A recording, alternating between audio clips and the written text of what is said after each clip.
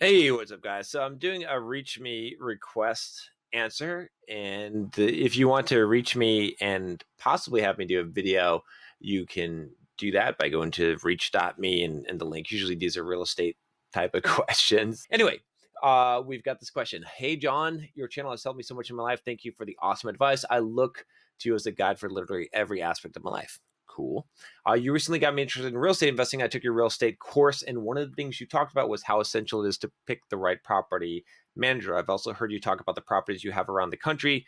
I now have an opportunity to move elsewhere, pretty much anywhere in the US, because of my skills and ability to market myself. I was wondering if you'd be willing to recommend the property management companies that you use and which city you use them in. I would definitely start doing research on those first. It would be a great help. Thanks, Emil. Okay, I'm not going to recommend any of the property management companies that I use because they have gone bad, I would say. I hate to say that publicly, but it's just so corrupt. It's just so bad. So what am I going to say here? What am I going to recommend here? Okay, I'm going to give a new strategy that I'm probably going to start following with my properties. That makes a lot of sense here. Well, I'm going to say a couple of things here. Okay, which if you've taken my real estate course, I talked about this, but you're going to have to really just do the legwork here and research property management companies. And I'll kind of give you the kind of the jaded view on property management companies. How it works is basically it's like this. It's like when property management companies are small and starting out, it's like they're hands on, they're trying to save money, trying to do their good job for the owner.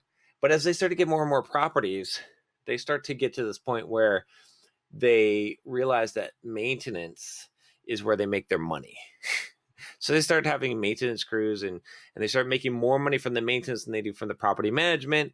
And then they start gouging you more and more, and it just becomes a nightmare.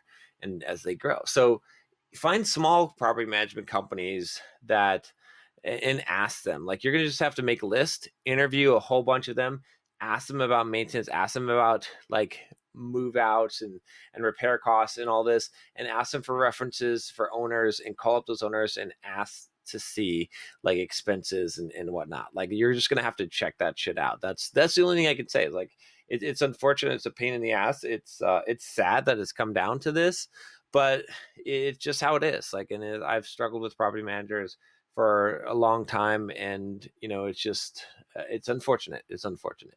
But my strategy, I think that I'm kind of going to recommend now is probably to just go ahead and like hire the property manager to do the leasing and and the basically handling the logistics of the property, the showings, all that, advertising.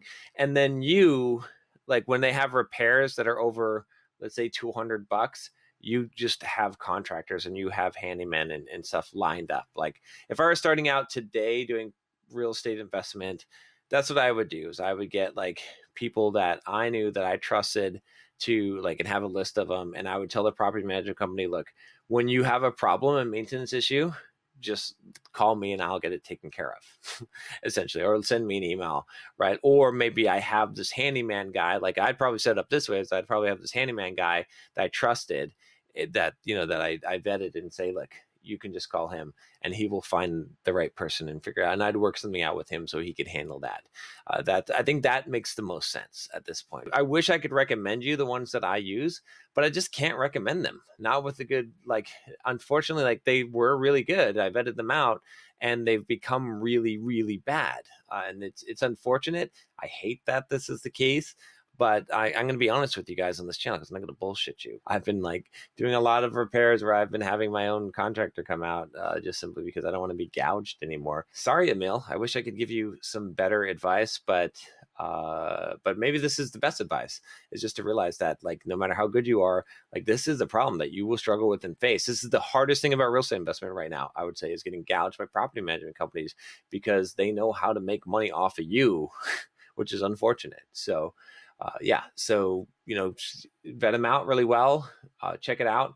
When you get enough money to buy a bigger unit where you can, like a 30 unit building or something, and you can have your own property manager, like someone that you hire, that's the way to go. That's what Grant Cardone recommends. I'm agreeing with him now because it makes sense. That's what I'm probably eventually going to do. I need to do that pretty soon.